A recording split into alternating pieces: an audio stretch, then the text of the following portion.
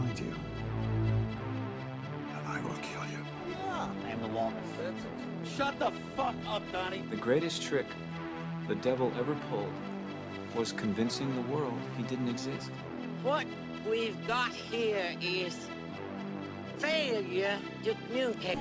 Mrs. Robinson, you're trying to seduce me. Aren't you? Was it over when the Germans bombed Pearl Harbor? Hell no! Just been revoked. Open the pod bay doors, Hal. I'm sorry, Dave. I'm afraid I can't do that. You want answers! I want the truth! You can't handle the truth! Because it is my name! I see, Dave. Today, Junior? You ever dance with the devil in the pale moonlight? What? You'll shoot your eye out, kid. You like scary movies? Uh-huh. What's your favorite scary movie? The price is wrong, bitch.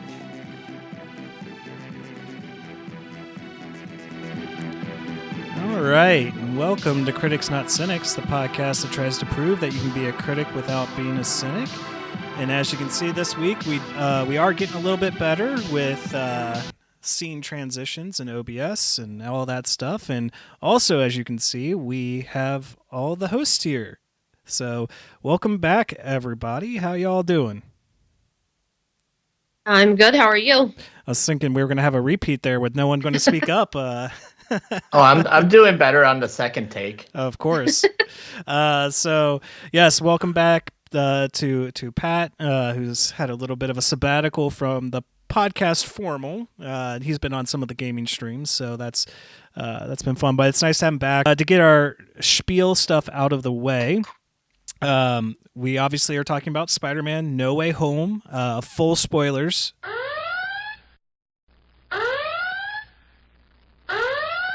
Also, to like, comment, share, subscribe, follow all our socials. But we actually have a big announcement, big little announcement, rather, because we're still a small channel, but we do have a Patreon now. So we have about 3 starting tiers, one $1 tier just as a general tip jar, just, if you want to, throw us a couple pennies, we'd greatly appreciate it. Our second tier, which is our cynic level, to be a little bit on branding, where you're going to, it's $3. You're going to get a day early access to the podcast formal. So nothing with live streams or anything like that, but these pre-recorded videos will be going up pretty much about the time that I upload them for Monday's release. You'll get them on the access on that Sunday. And then our $5 critic level, see what we did there. And that's where we're going to do some movie riffs, some watch-alongs. One we have planned is a Daredevil series, since Leslie has not fully watched them, but we do plan on doing all of the Netflix shows. So we'll be doing those at least once a month, but then also interspersing it with other content. Like I said, movie riffs are, as Pat said it, when we were initially trying this, Parks and Rec series. I think that's going to be our perfect name for it, where I will be drinking and watching Parks and Rec episodes since I've never seen it, and I will have one or both co-hosts with me, so we'll make sure that I'm alive by the end of each episode. So that's some stuff that we have planned coming up here in the future, and if you want to go ahead and head over there, we do plan on kind of expanding it in the future, and add more content as we go along. But we figured, $1, $3, and $5 was a perfect starting for such a small channel. And also we plan on doing regular live streams of the podcast right before what would be our typical gaming streams on Saturdays from 6 to 8. We don't have an official launch date for when we're going to do that or what we're going to talk about, but the idea of those is just to get more interactive with any audience members who want to tune in, talk about maybe current movie news or show news and stuff like that, and just to have fun. We all like hanging out with each other, so I think it would be a very good time for all of us. So that's all of the kind of announcement stuff out of the way, and let's get talking about Spider-Man: No Way Home. As we have done with our other most recent movie reviews, not so much with our prior ones, we've got it structured out. We're going to talk a little bit about the casting outside of certain area of aspects that we want to talk about later when we get into the story portion of the review. And then we're going to talk about the technical aspects, visuals, how it sounded, how it looked, how it felt. And then the meat and potatoes, we're going to talk about the story in of itself. So, Pat, since you have been away for a little bit of time, it's perfect for you to start us off with all this. It's perfect for me because I'm going to get off track anyways and talk about anything. Of course. So, starting off with Tom Holland's performance as Peter Parker / Spider-Man. Spoiler alert, there's only been 3 other movies that he's been in as Spider-Man. Or no, make that 4, 5. We're up to 5 now. Civil War, 5? Infinity War, Endgame. Both his standalone. So like 6. Yeah, 6. All right, so we're up to 6 now. But I will say that his performance in this was fantastic. He does a really good job of like making the character his own, I think, if that makes sense. And the way that they wrote this one, it's a lot different than we've seen him in other movies. Like, he's dealt with loss before, like losing Tony Stark and everything, but I think that this one kind of does it a lot different. It hits, I would say, closer to home. But it just, the way that it shows him going from, like, grief to anger to, like, it just really brings it all together in this one, I think. And especially like the interactions with Zendaya are a lot better in this. The dialogue for her is much better. And then it just really ties it all together on this third one. And I think that they really did a good job of writing that dynamic. And then moving on to like how he deals with the villains. The first one that you see is Doc Ock, right? Yep. Yeah, Doc Ock. And on the bridge, and like he doesn't even know what's going on, and just seeing how he interacts with people that he's literally never seen before, but we have seen before. Right. It's a really cool dynamic, and I think that when you get into the multiverse and everything, it's really cool kind of seeing how different they can do things. Like this versus Into the Spider-Verse and stuff. So seeing different character dynamics makes it fun for the audience. Especially like him wanting to help all of the villains. It's something that we haven't really seen before on screen, at least as far as Spider-Man goes.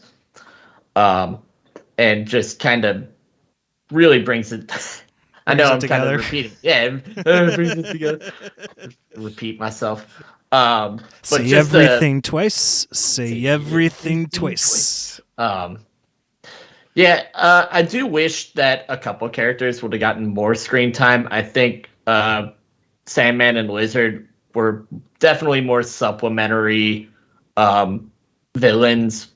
But I mean, they serve their role well. Yeah, I think the reason that they get the lowest or least amount of like screen time and development time is they were purely there to like kind of like fill slots, and they were the easiest ones where they could get the actors in to just voice over and then fit them into the story without having to worry about how they were bringing them back or how they were going to look or interact. It was just those were the 2 easiest ones that they could do that with. Yeah. Definitely with how little, like Lizard had a handful of scenes, but definitely the least used out of all of them. I think that Sandman's CGI was probably a little bit easier for them, if that makes sense. Yeah. Electro was fantastic. I dug the rework of how he looked. Jamie Foxx knocked it out of the park. Absolutely. And of course, Willem Dafoe as Green Goblin and Norman Osborn. This movie would not have been what it was without him. I would agree with that sentiment. like you could have done without other characters, but I think Willem Dafoe was what really did it for me, because he didn't miss a beat. Yeah. From the originals to this, it was just incredible. All right. And I mean, that's all I have to say about character-wise. I mean, I could keep going, but I'll get off. Yeah, no, you were already kind of venturing into story a little bit. I didn't want to derail you on your thought process. So yeah, I agree. Like I know some people have criticism of Tom Holland Spider-Man, not particularly because of his acting, but because of how they've written him. And I really think like these three movies are very much like a what's the phrase I'm looking for? Like just a rite of passage, like going from teenager to adult throughout the span of it's 6 movies, but let's talk about the 3 trilogy. I really felt like when coming out of Homecoming, he was the teenage Peter Parker, like the one that we didn't quite get with Toby and the one that we didn't get with Andrew at all. And so like when this became the new Spider-Man, like I felt like this was the closest to the comic book iterations. And then I would hear people going, oh, he's just a whiny kid. Oh, he cries too much. I know Leslie gets that reference. And that was the point. Like that was who Spider-Man was when he started out, was a high school student who didn't know how to deal with these powers or what was happening to him. So I never quite understood that criticism, because like you can make the argument when you go back to the original Sam Raimi Spider-Man or the Mark Webb Amazing Spider-Man that like those were 2 more like aged up Peter Parkers. So they brought different like kind of dynamics and aspects that this film franchise and reboot was doing differently, and it felt more right that they did this, and I think that that's why it works out. And I know the complaint still today is that even from this film, I've seen people complain like, oh, he's still cries too much, or he's still too much of a kid. But like again, it's a whole rite of passage for him. I liked Zendaya's MJ in both prior films. I understand people's criticisms about her in the sense of like, of course, race swapped, not a redhead, all that stuff. But like that didn't bother me. And I liked the sarcastic, direct approach of her. I liked that. It was like the refreshing thing I really enjoyed about the first film. But I will agree, like this is where she really comes into her own, and they give more backstory to her. Like they do say that her last name is Watson, and like it was just a whole, she goes by Jones, which talks about like there's some dynamic on with her family that we don't quite know about, that we might get to see in future films as development for her character. Because like her major line throughout the film is expect disappointment all the time, you'll never be disappointed. So like that's a sentiment she has from her own personal life that we haven't quite had the chance to explore yet. And I like the potential that this film sets up for that.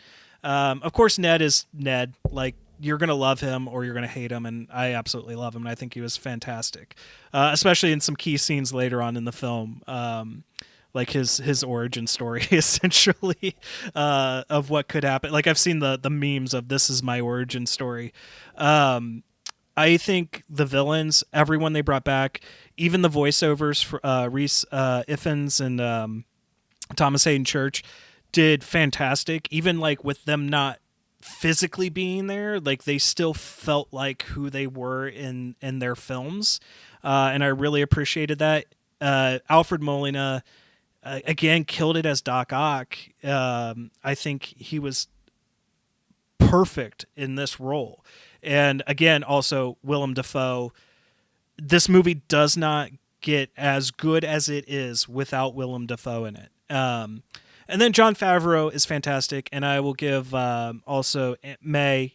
She is fantastic right now. Her Marissa Tomei, her name was escaping me for a second, but she is also, I think, really kind of kicks it out of the park in this film. So that's kind of my thought on how the cast did and so on. So Leslie, what thoughts do you have? Check. I feel like it's pretty much been covered, like all the characters that we've already seen on screen. I feel like they all do a good job again. You know, I'm trying not to. I don't want to be spoilery. So the one thing that I would say over these three movies is I feel like the better balance they get between the screen time and writing they're giving to Tom versus Zendaya versus Ned's actor's name is escaping me, but I feel like Zendaya gets better and he gets less. So I did think he did a good job in this movie and had good scenes, but I feel like the better that her writing is and the dynamic between her and Tom is, the less his is. Right. Yeah. That makes any sense. But I do feel like they set up extra potential for him to show up at least in other films. Yeah. And I don't think it's like he did a bad job or anything. Like I said, I do think he did a great job. There are some great scenes. But I don't know, it almost feels like the dynamic of the three is like he either is really well balanced and having a good funny time with his friend, and then it was off with Zendaya and they didn't have like good lines or whatever for her, or they fixed that and now he's slightly off with him. Like I don't feel like they have all three of them. Like, well, and I would say like between the three films, like Ned gets a lot of screen time in the first two versus her. And so, I think that's the obvious trade-off in this one. So, it's not like he did anything bad or the writers necessarily did anything bad. It's just like this is a very jam-packed film for 2.5 hours and everything that they do. It's one of those ones where it's like, well, where do you kind of draw that line of who gets what in screen time? So if you don't have anything else to say about casting, all right. So technical aspect also is probably not going to be too much of a time waster. So I think the film visually is stunning. One complaint like I had about the Doctor Strange film in of itself, which we'll get to eventually when we get back to our MCU franchise review, was like the reusing kind of the visuals of Inception for like the buildings and the multiple stuff and whatnot, like the mirror universe or mirror dimension. But it looked better, I think, in this film. Like I think they used it better in this film than they did in Doctor Strange. So I really liked that technical aspect to it. And again, everything else, they spent their money wisely, so visually everything, even the CGI, looks pretty spot on throughout most of the film. And this is a bit of a technical thing that it bothers me, but it doesn't bother me enough to like really detract it from the film overall. Is when you get to the end and you're dealing with the villains, two of the villains, obviously Sandman and Lizard. Their scenes there for their climax of their stories are reused and kind of re-edited scenes from Amazing Spider-Man and from Spider-Man 3. And you wouldn't catch it like if you haven't watched those films like hundreds of times like myself and whatnot, like ad nauseum. You wouldn't really necessarily catch it. But at the same time, like it feels a little lazy, but also like I get it. Like, I get why you reuse those sequences because it's like you weren't able to necessarily get the actors to come in, whether there were scheduling issues or whatever.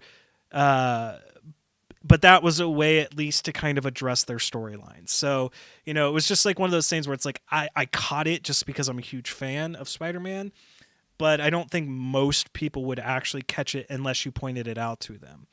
But visually, I think it's again a beautiful film to look at. The score was fantastic. So that's pretty much from a technical aspect. That's what I've got to say. Who wants to take next? Well, I think if they're gonna continue to update all the special effects and stuff for Doctor Strange, they're gonna have to put like some kind of strobe warning or something at the beginning of the movie, or especially if it's gonna be in 3D. I went with my parents to see this, and if it was in 3D, my mom would not have been able to watch those pieces of it. Like she did have to close her eyes at a couple points because your brain is interpreting that, and it looks like you're gonna fall and stuff. So she was getting kind of nauseated watching it. And it's like in Doctor Strange in of itself was a kind of trippy film. So it kind of makes sense that those visuals were. Yeah, I love the visuals, but like for anybody else out in the audience, they might need a strobe warning, or you'll have to close your eyes or something. End up like Lucille from Arrested Development. Falling out of the chair. All right. So yeah, but anything else to add on the technical side of things, or anything you want to point out? I take that as a no. All right. So yeah, here's where we're probably gonna spend a lot of time talking, and that is the story. So overall, especially if you've made it this far and you haven't watched the movie yet, we haven't really spoiled anything yet. We're spoiling stuff now. Like this is the moment where spoiler. Yeah, you want to dip out at this moment here, because we will be talking about anything and everything. So you have been warned.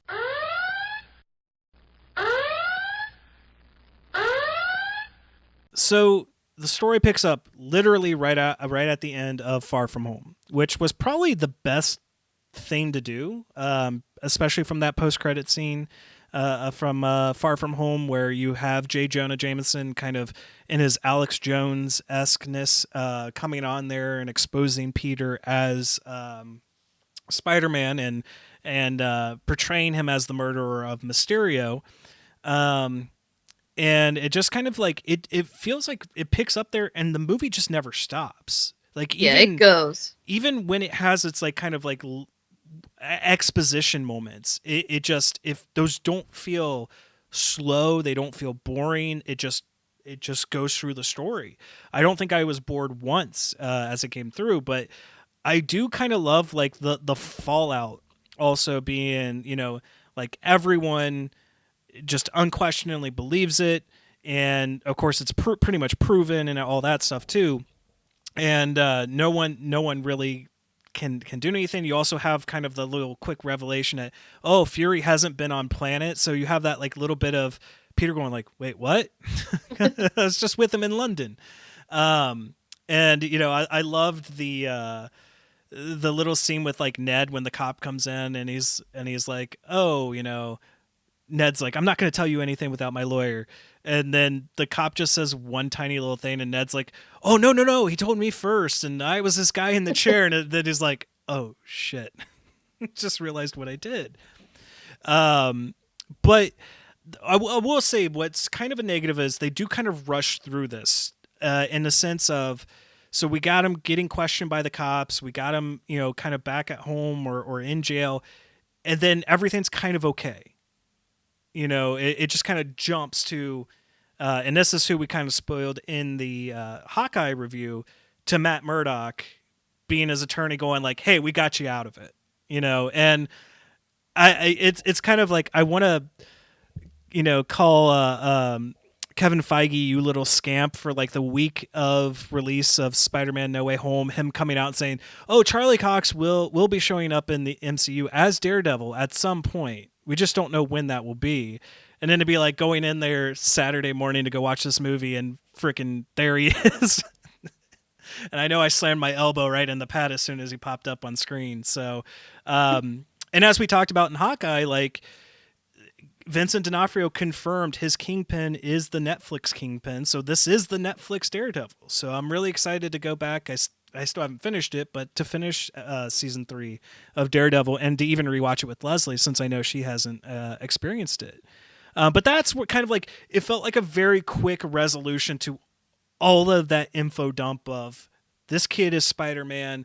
He's potentially responsible for the murder of Mysterio and the attack on London. And, oh wait, no, he can go back to school. Like, it's all good. I don't know. They did that later too, for a different character, but they did this exact same thing. I'm trying to think of which one you're referring to. They did it for Happy, because you see him getting arrested outside of the apartment, and then the next time you see him is at the gravesite, and there's nothing in between. Well, but that one, like, obviously it was his apartment. Like, what happens in between? Well, I think they just I think they just determined that, it was his place. He just showed up. Like, that much is that. And given with how everything turns out, it's like, what else could they do?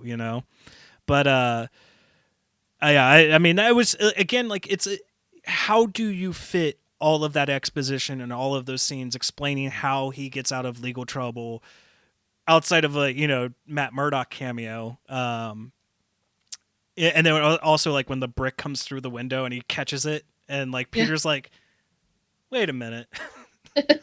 There isn't a way to do all that exposition. Exposition without making it boring. Right. Like skipping all of it really like kept it moving and kept everyone like interested. If you like started having court scene and stuff, people would be like, what is this? Well, and again, it's a very jam-packed film. So like you can't have a 20-minute scene with Matt getting to like show off as Matt Murdock, well, Charlie to show up as Matt Murdock and show off. Like you can't really do that and do everything else you do in the rest of the film without something either feeling forced or feeling, like you said, boring, or just the film itself feeling too jammed with characters. So yeah, I do agree. Like it's one thing I would like to see, but at the same time, I understand why that's not there. And then, yeah, we basically, just to skip some minor stuff. Oh no, I can't skip this. I love when he goes into school, and of course his teacher, the principal, and then Hannibal Buress's like gym teacher is just like, you murdered Mysterio. It's just like standing there nonchalantly, and Martin Starr's teacher being like, oh, look what the students put together for you, and like the principal is just like, you made that. It's just like fun because like they were so fun within the first two films. It was nice to, even for one scene, to have them in there and have their little quirkiness added in there. But then we see kind of the ramifications of this fallout and how it impacts MJ, how it impacts Ned, also Peter himself, and obviously, Doctor Strange can be the person to fix all of this. And spoiler, no. I love that he was just looking at little Halloween lights, and he's right. like, Yeah, and it just so happens it kind of looks like Doctor Strange. Right. And then we got some. So I like that they explained the snow, because I know it might seem stupid to like be really focused on that, but that bothered me the most in the trailers. Was like, why is the Sanctum Sanctorum just covered in snow? And that just nice little exposition from Wong going, yeah, one of the portals is wacky. It's like, okay, that's literally all I needed. It was enough for me to be fine with it. With the explanation, it still felt weird. Well, yeah, I'm not going to say it's like, it makes story sense. Yeah, I wonder the reason behind that choice right. is what I want to know. Yeah, maybe we'll find out in Doctor Strange. We're talking about a movie where people are dressed up as a spider character. Like, it doesn't have to make sense. All right, I'm not letting you back on the podcast anymore. I like that we also got explanation that like how he lost the title of Sorcerer Supreme. That's where I was going to go next. Was like Wong is Sorcerer Supreme on a technicality. Because you get blipped for 5 years. Next guy. Here's the title. And I kind of also explains like Wong's importance in showing up like in Shang-Chi for a little bit, and why like he shows up at the end of Shang-Chi, because like he is keeping an eye over everything, and who knows what's going to happen in Multiverse of Madness, because like that. Man, I'm ready for that film. If they're it's gonna be hard to follow up on No Way Home, but if a film is going to do it, it's going to be Doctor Strange. And then of course, we get the let's forget everything spell, and Peter screws it up. Well, technically Doctor Strange screws it up, but Peter's the cause for him screwing it up. And I know we talked about this a little bit, and I think you agreed, like you liked this too. The concept of kind of like I guess they would be the Zoomers or whatever, but having just not even the idea of calling the college admissions to talk about, college. Instead, he goes straight to Doctor Strange. Did we talk about that? I don't think so. I thought we did, but maybe I saw someone else mention it. But it's like, it does feel like a thing that the younger generation it would never cross their mind, because their mind is, world is ending, I can't get into college, blah, blah, blah, blah, blah. And it's like the last thing in your mind across is like, did you talk to the admissions? Like, did you plead your case? So I love when Steven's just like, wait, you didn't do any of that? You just came straight to me? It's like, all right, you got to call me doctor again or sir again. And then we get the bridge scene, which I feel like I'm talking too much. So anyone want to take over? Trying to remember. Well, he's in his little suit. Yeah. His little suit because he's tracking down the head of admissions or whatever her position is. After being we kind of glossed over Flash Thompson, but Flash Thompson being responsible for that hookup. Yeah, so he's tracking her down, which is like completely randomly track down the head of admissions to try and talk to her on the bridge while she's on her way to the airport. And I don't remember what prompts it, but Doc Ock starts tearing up the place. It's pretty much unprompted. It just happens. Yeah, he's just there, and of course he sees Spider-Man's suit, so he's like, well, there's Spider-Man. And from what he says, we get that like he was with Spider-Man 2. He was like right at the end of Spider-Man 2, like just before the end. Mm-hmm. And then he was here. So we get understanding of like his thought process of he went directly from I'm fighting in a fight with Spider-Man to now I'm in a fight with Spider-Man in this other spot. When he realized, somehow Peter gets control of his arms. The Doc arms. When because he gets him pinned under the bridge, and then Doc like rips a part of the suit, and the nanites fuse with the arms, and then Peter realizes he can control the nanites. He gets control of the arms. So he gets control of the situation, but when his mask comes off, of course, Doc Ock realizes that's not my Peter, and everybody's a little confused. We get the laugh, as we see the pumpkin bomb roll out, but then Doctor Strange jumps in, transports everybody to the dungeon, or whatever they were calling it down there. No, I think it was the dungeon. The dungeon. Yeah, because like Ned's so fascinated, and then it's like there's a washing machine and all that stuff. Or there's a torture rack, and that's a Pilates machine. Yeah, it was, and then that's of course like where we also see Lizard is already been captured, and then Doctor Strange explaining that these are. Yeah, this is what you need to do. Yeah, well, not only this is what you need to do, but when you were trying to make everyone forget who Peter Parker was, Peter Parker being Spider-Man, when you helped me screw up the spell, essentially. It allowed people who knew Peter Parker was Spider-Man come through. To come through these cracks. So that's again like a very interesting way to bring in these legacy characters and well beloved without not even having to do backstories for them, because we all fairly know that lore and everything, not just from the comics but from the movies themselves. So you don't have to rehash Doc Ock's origin, you don't have to rehash Green Goblin's origin or even Lizard's origin. You've got that built-in knowledge already, especially if you've watched the films. And then he goes into this is what you need to do, and we get that cool kind of gauntlet that he makes with the nanite and infuses with magic, which is really cool. Wish it got like a little bit more display.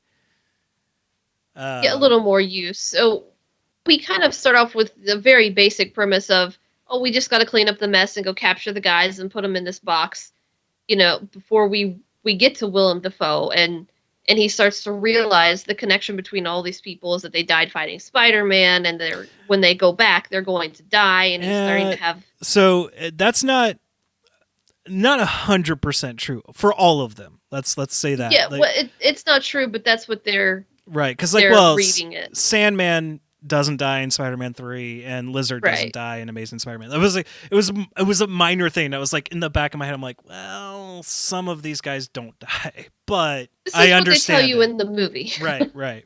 And this is what the character knows. Right. And that's where he's coming from when, he's having this conversation, and May is like, we got to help these people, and, that's when things go sideways between him and Doctor Strange. Okay, did anyone else outside of me get happy like after they got once they got pretty much everybody, and Willem Dafoe is also back there, and Peter is talking about science, and he goes, hey, I don't know if you know this, but I'm a bit of a scientist myself. Did Scientist anyone myself. else? Did anyone else just love that they repeated that line? You know, I'm something of a scientist myself. I mean, it's a classic line. Like, it's a classic line, and it's been used like over the internet But for I years know, now. and it was so tongue in cheek. Like, it was the point. Like, they knew the silliness of that line, but they also knew people like myself would just lose it with bringing it back. Yeah. You know. I still feel like I need to go back and watch the movie over and over and over again, just so I can try and figure out the point when William Dafoe switches from Norman to Goblin. I would say it's probably at the moment he's captured. I think as soon as he's in there, that's when Goblin starts taking over. Yeah. Now, one thing I do find interesting, as we are burning through the story aspects of it a little bit, him saying, like, you know, being lost and confused, and he goes to feast and everything, and is talking to May, and May calls Peter, how he's like, I don't exist in this universe. Like, that's an interesting concept, especially with the film that they're doing. But I also kind of like go, well, now you've eliminated that possibility for future Spider-Man films of introducing at least Norman Osborn as Green Goblin in the MCU mainstay, rather.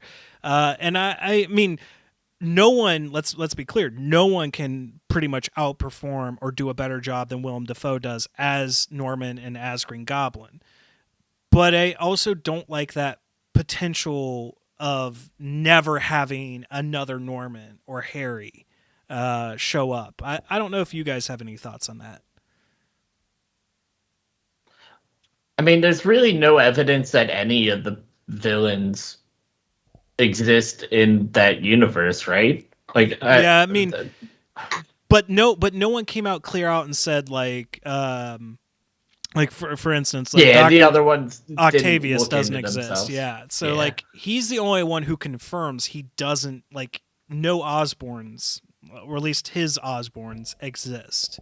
Because like, we still could have a Doc Ock, or even a Lady Ock, you know, like from Into the Spider-Verse show up or something like that. Most of that just makes me wonder if it's something between Sony and Marvel. It probably, like, big picture wise, like outside of the movie, it's probably something like that. But story mechanics wise, like moving and future thinking wise for the show, or for the films, I don't know. But yeah, then you go basically through the nice, like, little montage of him trying to help them all out, and I do like I don't. Well, he has to get that box away from Doctor Strange first, right? So that we get a little bit of that when Doctor Strange pushes his astral form out. Yeah, that he can still move his body. Yeah, the spider sense, like, just took over and is constantly like just moving and everything, and he's like, "How are you doing this?" He's like, "I don't know." And when he's running away from him, he's figuring out, like, the spatial geometry and stuff to get the magic box. My sister-in-law particularly loved that scene because she knew what was going to happen. Like, once he said geometry, she was like, math. It's gonna be math. But I did also want to touch base too, because this was something I noticed people commenting before the film. They were all commenting about Jamie Foxx's appearance in this film, where he's looking like Jamie Foxx, whereas in Amazing Spider-Man 2, he's got like a bad comb over, he's balding, his teeth are a mess, glasses, all that stuff. I like that they wrote basically dialogue in there for him to say, well, like, I just rebuilt myself to be better. Like, I was like, good, you addressed it, because like, a lot of people, like, it didn't particularly bother me, because quite frankly, I kind of forgot he had looked so odd in Amazing Spider-Man 2. That they were like, oh yeah, we thought of that. Like, we weren't going to put him through that makeup process again or whatever. And since we never saw him after he turned into pure electricity, like, we never saw him back in his human form. So it was kind of cool when he reconstituted, like, yeah, he made himself to look like what he wanted to be. So it was kind of a cool aspect to the film. But then, yeah, now we get to what's pretty much the crux of the movie, and that is trying to heal or save the villains. And we get the Green Goblin betrayal after Ock is cured, essentially. And then we get, again, spoilers. No one can accuse us of not saying spoilers enough. We get the death of Aunt May to the hands of Goblin. And I kind of at first, for a half a second after he hit her with the glider, and she got up and she was fine, I was like, there's no way she's fine. And then the scene ran, and I'm like, well, maybe she is fine. And then the fall happened. I'm like, okay, because, he's got the blades on the glider. And she gives the with great power comes great responsibility speech. And I haven't listened to this reviewer, and Pat knows I'll tell him off air who did this review, but I'm sure they complained about this in great detail as being a woke or, well, let's get rid of Uncle Ben and make it a strong, powerful woman who gives Peter the speech. But it's earned. It's earned. We never saw Uncle Ben. We never got to hear about Uncle Ben. And I was kind of in my mind making Tony be his Uncle Ben. But in this film, the impact that has and the way it's delivered, I had no issues with it. I don't think either one of you guys had issues with it, unless no, not at all. Yeah, it felt totally earned and perfectly fine and organic. It wasn't forced. We've seen May. We've seen what she tries to strive for and teach Peter, and it made sense. Now I'm kind of sad Aunt May's gone because we won't see her in any future films, but it was very impactful. The emotional weight of the scene, the delivery by Tom and by Marissa. Were just it worked. It sold me on it 100%. And then we get into what you were talking about, Pat, earlier. We're talking about Tom going through kind of like the 5 stages of grief. It was anger, depression, denial. He's in a dark place after that scene. And does anyone else want to do the honors, or do you want me to talk about the big stuff now? Oh, you mean Ned using the portal? Boom, boom, boom. Which is funny because Peter, his little joke, oh, my grandmother told me there's magic in my blood, and Steven just being like, yeah, sure. And then he gets, of course, because Peter steals the sling ring from him in the mirror dimension, and doing the and he actually manages to open it, and then they do the Find Peter. But they don't find the right Peter, do they? I believe it is Andrew Garfield's Peter that they find first. Correct. Now followed up by no, it's fine. Go ahead. No, you finish. Oh, and then followed up by Tobey Maguire's on the second try. Yep. Now I don't know if I would have gone in that order. I personally would have had Toby show up first and then Andrew. I think it fits with how they wrote them in the movie. Well, yeah. I mean, regardless, I ain't complaining about them being in there or showing up at all. I feel like they picked Toby second because it's he's the OG. Right. So his arrival would be more impactful. So if he came first, it would really overshadow Andrew's. Well, I feel like they had to go with Andrew first. So the only reason I would have done Andrew second, because I agree with your statement there, is how certain and how definitive they were at saying he's not in this movie. Andrew's not in it. Him going on the press circuits and answering, the questions. Are you in the movie? No, I'm not in the movie. Are you sure? I'm sure I'm not in the movie. So I think it would have been because everyone pretty much was yeah, Toby's going to be in this one. So I think had Toby come in first, be okay, they're done.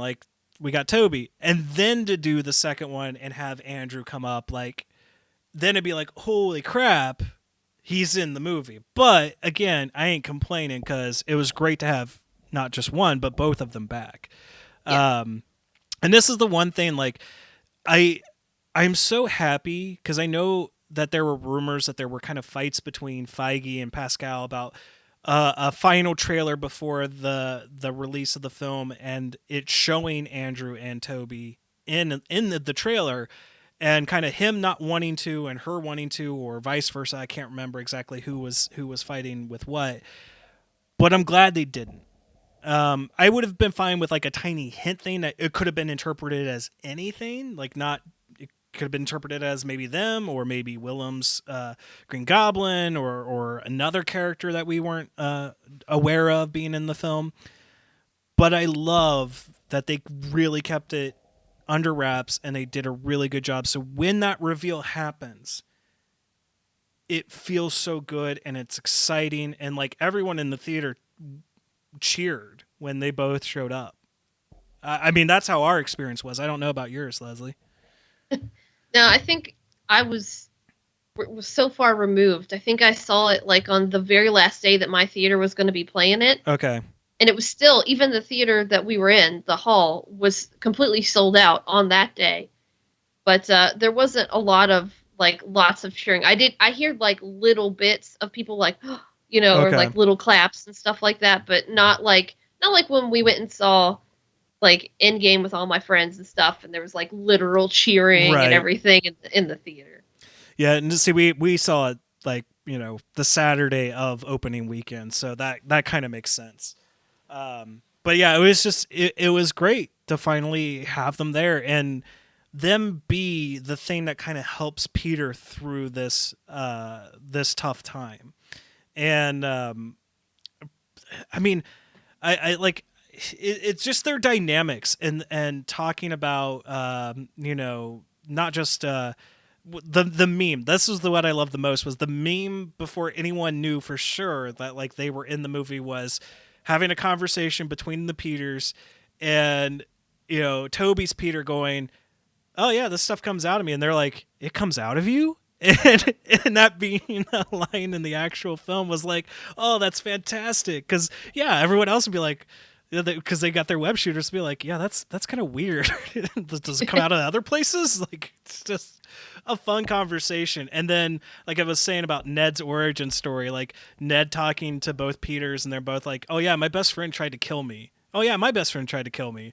And Ned like, "Oh no, am I gonna kill Peter?" And then also talking about kind of the Gwen Stacy reference, you know, like how Andrew's Peter has kind of gone down a darker road and has been kind of just like lonely and never really moved on from the death of Gwen Stacy. And I just, how this all culminates into the final act of the film is just amazing.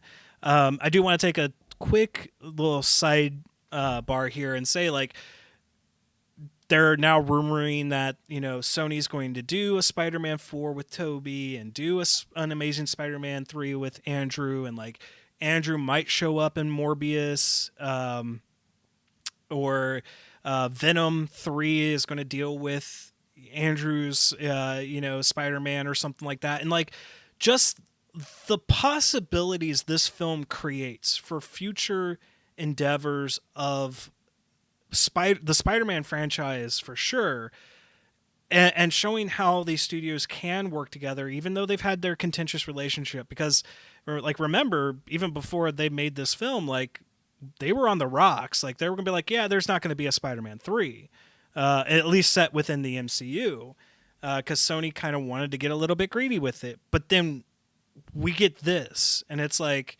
you guys can work together. Sony can have its own side Spider-Verse, and doing kind of these redemptive arcs, not really for Tobey, because Tobey got his 3 movies and pretty much everyone was done with it and fine with a new Spider-Man, but Andrew never got that culmination of a third film. And I think that didn't sit well with a lot of people when they wanted to see Andrew back for a third film. And now we have the possibility of getting another Tobey Spider-Man and getting another Andrew Spider-Man, and seeing more of this multiverse. With then Sony can get sole profits kind of those movies, maybe a little bit of a kickback to Marvel Studios, but it's just amazing. It's fantastic. Like, I just have so much hope for the future of this film franchise. I don't know if either one of you guys have any thoughts on that. I think it might be difficult to kind of resolve the timeline of like when these villains get sent back to their timelines. More so for Toby than I would say for Andrew, because like I said, like Lizard didn't die and he was cured. He was cured in the first Amazing Spider-Man, so there was really nothing to do there. Electro kind of like disappeared. And like, yeah, and what that would mean for their character in that universe, and if they would just be like, oh, this character is now just in prison, or it never happened, or like, I don't know. It'd be interesting to kind of see how they would resolve something like that. Right. It would be, I think, a little tricky, but at the same time, you just have them where they come back, like the time has passed, and they show up again, and you're just like, oh, well, maybe Norman didn't die, maybe Doc Ock didn't die, because really, and also like, and not only that, but if Spider-Man's gone and crime runs rampant or something while he's gone in this universe, it's just like a lot that could be there. There's a lot on the table. Right. And I mean, I'm not saying that's a bad thing. It could also be good. It could use that to their advantage. It's as long as they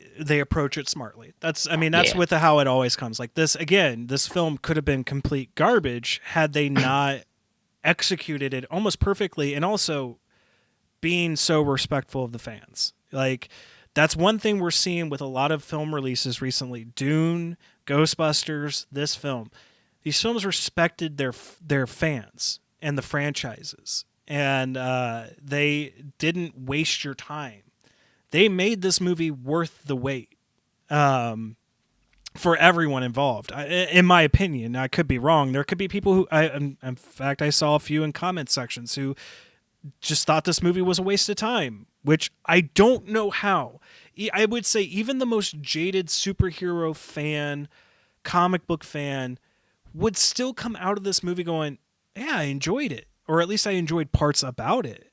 Like, I don't know how you say this was a waste of 2.5 hours, but I know there are people out there, and of course there are people who are going to hate on it because now it's the trendy thing to hate on the MCU because that's what's going to get you clicks, and that's what's going to get you likes, and that's what's going to get you views. Like, our positive review of this movie is probably not going to garner as nearly as much if we were just trashing the film. The nice clickbaity title. Exactly. Oh yeah, maybe that's what we should put as our title. Don't watch it. Don't watch Spider-Man No Way Home spoiler review. see what happens then. And if I decide to do what a terrible movie it was. Yeah. Of course, like, people click on that video, they'll get all the way up to this point and realize, oh, it was a joke. But yeah, we get kind of the finale, just the big show off scene. Now I think the best thing to come out of this was Andrew saving MJ. Yeah. I'll take over here because I think that I've done enough talking. I think the writing that they did for Andrew Garfield's Spider-Man was assuming that this is the last time we see him as Spider-Man, it's the best way they could have given him his redemption arc on like saving MJ and like just you felt, at least personally, I felt that he deserved the third. Same. Like the Amazing Spider-Man 2 was decent. Like it wasn't. It got a lot of hate. I don't think it deserved. Yeah, and it was, like I said, it was decent. It wasn't perfect. No movie is.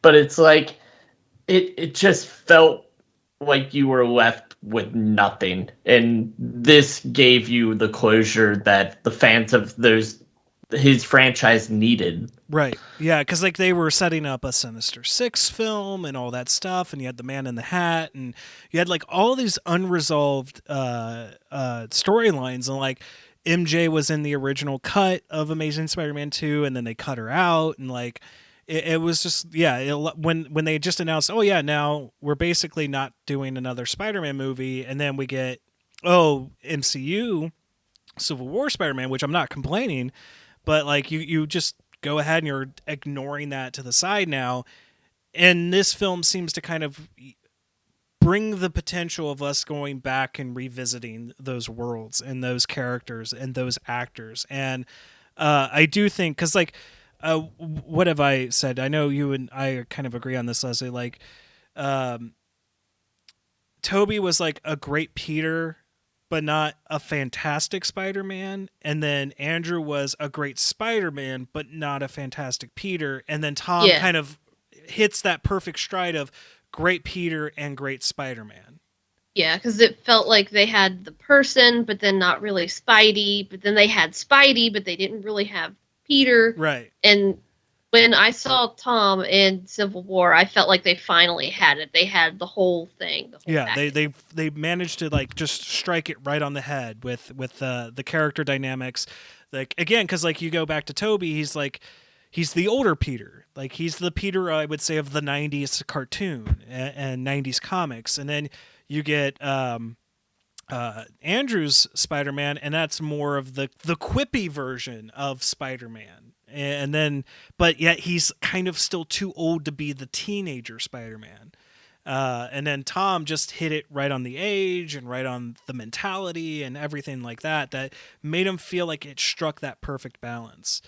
And you know, you get all three of them in the suits. You get the great choreography. You even get the scene behind me here. You get them all doing the finger pointing at each other. You're Spider-Man 3, and I'm Spidey 2. You're Spidey 1, and all that stuff. And just also having like, wait, who are the Avengers? Is that like some metal band? Are you in a band? Just like, and then finding out that the whole "I love you guys" line is improvised by Andrew, so like their looks of confusion is actual like confusion. It makes the movie so great. Like, so I can maybe understand you not liking the first like hour and 40 minutes, right? Maybe you felt it was a slog. Maybe you felt it rushed too much. But once all three Spider-Men are together, I don't know how you don't enjoy the rest of the film. Like, I don't know. It's maybe I'm just too rose-colored glasses fanboying out. I don't know. I just want to point out that, let's say theoretically that there is an MJ out there for Andrew Garfield Spider-Man. Mm-hmm. They could reuse Kirsten Dunst because she's only a year older than him. Well, no, she would obviously be in Toby's, but like they had. You could have the same person. I'm gonna butcher her name, but like it's Shane Woodley or whatever. She was the MJ they cast in Amazing Spider-Man 2. Aaron Rodgers' girlfriend. That's who I can say. Shane Lee Woodley or something like that. I've got her first name completely butchered because of the way it's spelled and my pronunciation. She's a good Shailene? actress. Yeah, she was in Divergent and all that stuff. Like, she's a good actress, and she was cast as MJ, and I was like looking forward to seeing her as MJ. But then they just decided to cut her out completely out of the film. So yeah, it was just one of those like things, which again, kind of like how. So we get post-credit scenes. Oh, that's funny. My buddy probably knows her. Oh, really? Yeah, they went to the same high school, and she's only a year older than us. Oh, then let's see if we can get her on for an interview sometime. But like when it comes to like the post-credit scenes of this film, and I'm actually trying. I know I remember the one. I'm not sure I can quite remember the second one. But like I would have replaced one of them with kind of some like post-credit scenes with Toby and with Andrew, and like Andrew meeting MJ. Like I felt like that would have been a fantastic end credit scene or post credit scene for this film. But from what I understand, it was the Venom, and then it was basically the trailer for Multiverse. That's it. That's why I couldn't remember it, because it was a trailer, which I'm not complaining, because the trailer was great. Like the Venom thing was fun and funny, but also a bit of a disappointment because they they sent him back, and I'm not too But thrilled not with that. entirely. Oh yeah, I know. There's one little bit of the symbiote still there, but Well, like, I feel like that's another Sony thing where Sony's doing their own like villain verse Right. sort of a thing where they couldn't keep him here, but they agreed to leave a bit of the symbiote. So they're like, yeah, sure, maybe eventually. well, because Spider-Man 4, I think, for the MCU Spider-Man 4, the next logical assumption would be to use the black suit because he's still dealing with the grief of losing May. And so kind of just to brush through the rest of the story there, all the villains get cured. Toby gets stabbed, but he's okay, thank God. Because like, if they were going to kill a Spider-Man off, I figured they would kill Andrew off. Like that's do that. So when it was Toby that gets stabbed, I was like, no, and then he's like, I'm good. And then also that kind of line, like, you're in a lot of pain, aren't you? Yeah. I had a feeling that they weren't going to kill any of the Spider-Men. The Spider-Man. It didn't feel like it would fit. No, it probably, like, I think it would have impacted my score a little bit on this too. Like, it just would have been one of those things where I've been like, yeah, no, because like I remember 7th grade going and like after school going with my buddy Jeff and going and seeing it in theaters and just loving it. And so yeah, and Spider-Man 2, the Sam Raimi Spider-Man 2 was like my all-time favorite Spider-Man movie. That now has an asterisk next to it because it's no longer my favorite Spider-Man movie. But yeah, Doctor Strange manages to complete the spell. I am interested, like, when this comes out in home release, to kind of like pause it and see all of like the entities that were coming through. Yeah, I've seen a lot of speculation on who they all were. Right. So it would be kind of interesting to see what's going to happen with that, or if anything would happen with that, or if there's anyone I can kind of recognize. And, Peter kind of promising MJ he would find her, and same with Ned. And then we get right. Well, yeah, you kind of knew how that was going to happen, but like, or what was going to happen, but you kind of get to that end scene and like, you understand why he doesn't, but you also hurt for him. Yeah. Now, this would have been even better because it was the first thing that came to my mind, and I think it is the same apartment from Spider-Man 2, but would have been great, like, as he's getting settled into his apartment, you have the landlord from Spider-Man 2 going, do you have my rent? Where's my rent money? And then we get, because like now, he no longer is using the Stark tech, like he makes his own suit, and you get kind of the glimpses of the classic bright blue Spider-Man suit, and that's my only like big complaint is I want to see more of it. I want to see more of it. That was one thing when well, hopefully when the film is ending, I'm like, they didn't do a good enough like shot of him in his new suit. Yeah. Like they did a little bit of one, but they did not do like a money shot of him in the new suit. It's like you have to pause it on your own when it comes out to try to find a good look at it. Because like, yeah, you don't get a great like just straight on shot of him in full glory in the suit. So, but I like the potential it sets up for future films. I really do. I don't know if anyone else kind of wants to talk about anything else story-wise with this. I mean, I think the last scene that I really thought was just fantastic was just when he's beating the shit out of Green Goblin. Yeah, because again, like that's the testament to Dafoe's performance in this.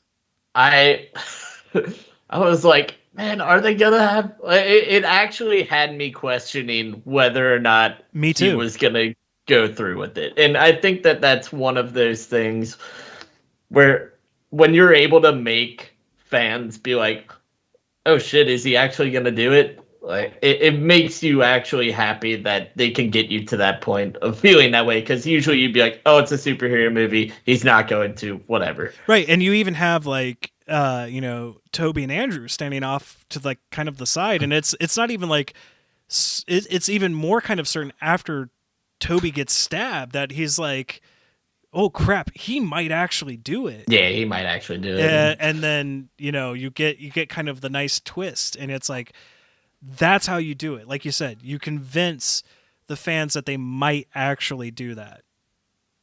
But that's the last thing I wanted to touch on. Okay. Anything from you, Leslie? No, I guess not too much. That really emotional scene when Andrew catches MJ, Very impactful.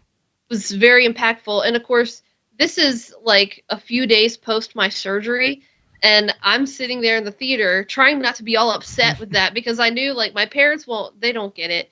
And they're not going to understand. And they'll just be like, "Oh, are you okay?" or whatever. And I'm just like having a moment, in this movie. It's not like I'm fine, See, if I was just sitting there trying to not. If we were reversed and I was crying, because I'm not going to lie, I kind of teared up a little bit, but like I didn't cry or anything. But if I were crying, I'd be like, "Yeah, no, that's the surgery." Just be like, I'm good, not crying. Because it was like, the weight, like just Andrew's performance and just the facial expressions of him being like, I made it. I saved her. Like he hit his performance right there. Like I didn't need anything from Zendaya. It was, everything on his face was like, and I'm remembering the movie and going to see it and how I felt when she died. And I'm like, oh my God, he caught it, And I'm like, don't cry. Right. Yeah. It was just, again, like, I don't know how you go into this film or come out of this film going, yeah, that was just a complete waste of time. Because, like, there are certain parts of the film you could absolutely not like. I get it. But, like, with a scene like that, with Defoe's performance, with everyone's performance, I don't know why you wouldn't just, like, be like, yeah, that was at least somewhat enjoyable. So if we got nothing else to say, we're doing another one of our long ones here. Of course, I knew once we got into the story and kind of talked about details and those moments, we were going to get a little bit into it. But do we want to go ahead and do scores? Does anyone want to go first, or should we do them all at the same time? No, because I got mine. I got something specifically planned, but maybe it might work out great if we all come up with the same score. My thing is going to be even more perfect. So we'll go ahead and start with you, Leslie. 5. And Pat? 4.99. Oh, of course. Jerk. And I, of course, am going to be a 5, and I've just got to, just in case anyone questions, I have to play just what I think about, if anyone thinks about our score. I didn't do fucking shit. I didn't rig shit. We didn't rig it. I didn't tell her my score. Well, I mean, I don't think I told you my score prior to this. I think I might have told Pat. I pretty much knew it. Yeah, like I don't, even with some of the small complaints I can have about it, like we talked about with the kind of glossing over the legal troubles a little bit, and kind of going, well, we could have done a little bit more to explain how he got out of that. But understanding you can't spend all that time focused on a courtroom scene, and just other little bits in the reused kind of scenes from Spider-Man 3 and from The Amazing Spider-Man. I mean, there's nothing that's going to make me hate this film. You could take out even Toby and Andrew and have just Willem there, and I might still give this a 5 because of his performance alone. And vice versa, you could take Willem out and have Toby and Andrew in there, or even you could have only had Toby, and I probably still would have enjoyed this film.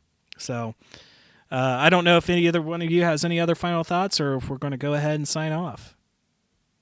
That's it. All right. Go to our Patreon if That's you want right. to watch Daredevil. We'll plug our Patreon one more time because I think we have that plan to record this weekend. So we're going to have our first Patreon exclusive episode where we're going to do a watch along of episode 1 of season 1 of Daredevil. And the link is going to be probably in the description. I know it's up on our little YouTube banner here on our channel. So if you want to throw us a couple bucks, you can go check it out there. Look forward to our Parks and Rec series. He's not always here for the show. Let me give you the credit first before you go ahead and take it. Nope, you're welcome. But every now and then he can give a little bit of goodness, of creativity, let alone coming up with the name of the podcast itself. Oh, I'm not good at coming up with names. What about Critics Not Cynics? That's No, perfect. I listed like 10 of them. You sent 10 of them, and this was like the first one on the top of the list. That was probably in the middle. But you're like, oh, I'm terrible at coming up with names. I'm like, well, I'm not any better. You're like, I'm not going to come up with anything good. Mm-hmm. And then you send me a list. I'm like, I said you gotta rattle it off. That's all you gotta do. Mm-hmm, it's like eventually something will stick. And maybe eventually something will have you on here on a regular aspect. Maybe. All right, guys. Yeah, check our Patreon out. Check everything else in the links in the description below. Like, comment, share, subscribe. Yell at us if you want. You think we're Marvel shills? Because I know we've been fairly positive on all the Marvel content we've covered. We haven't done Thor: Dark World yet. Yeah, that's true. We haven't done Thor: Dark World yet. There will be thoughts on that film. Oh, you want to do Captain Marvel? Oh no, we Eventually. will. We'll get there. We're doing our.